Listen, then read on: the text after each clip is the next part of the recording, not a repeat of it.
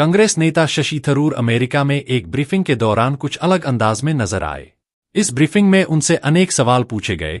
उन्होंने सहज व कुशलतापूर्वक सभी के उत्तर दिए। यहां उनके बेटे ने भी पत्रकार के रूप में उनसे सवाल किया। वाशिंगटन पोस्ट के स्तंभकार ईशान थरूर ने अपने पिता से पूछा कि क्या सरकार ने पहलगाम हमले में पाकिस्तान की संलिप्तता का सबूत मांगा है।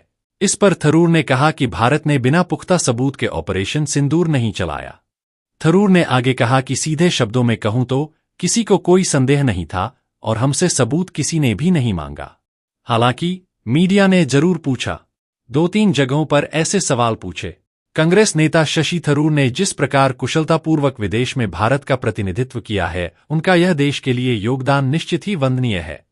आइए आपको दिखाते हैं कांग्रेस नेता शशि थरूर ने अमेरिका में एक ब्रीफिंग के दौरान अपने पत्रकार बेटे के सवालों का किस अंदाज में जवाब दिया।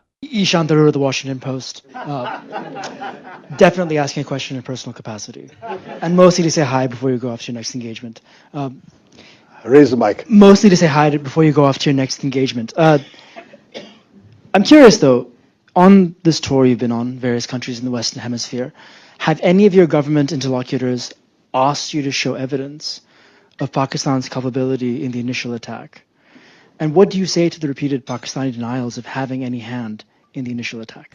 The resistance front, evidence about the resistance front and its doings was presented by India to the UN Committee on Terrorism in December 2023 and repeatedly again in 24.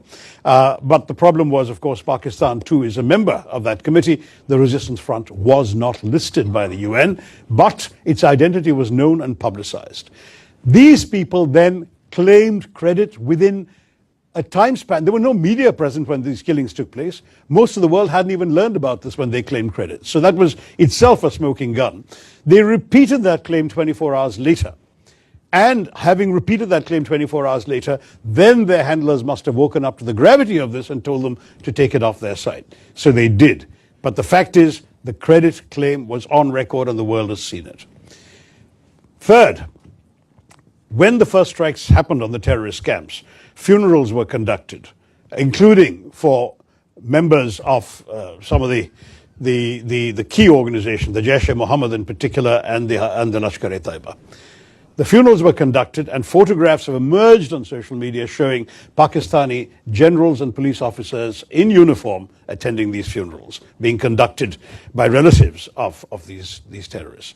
So we're looking at 3 concrete pieces of evidence as far as India is concerned. But finally, I can add to the mix, we also have intelligence services. They have been studying very carefully these terrorist attacks.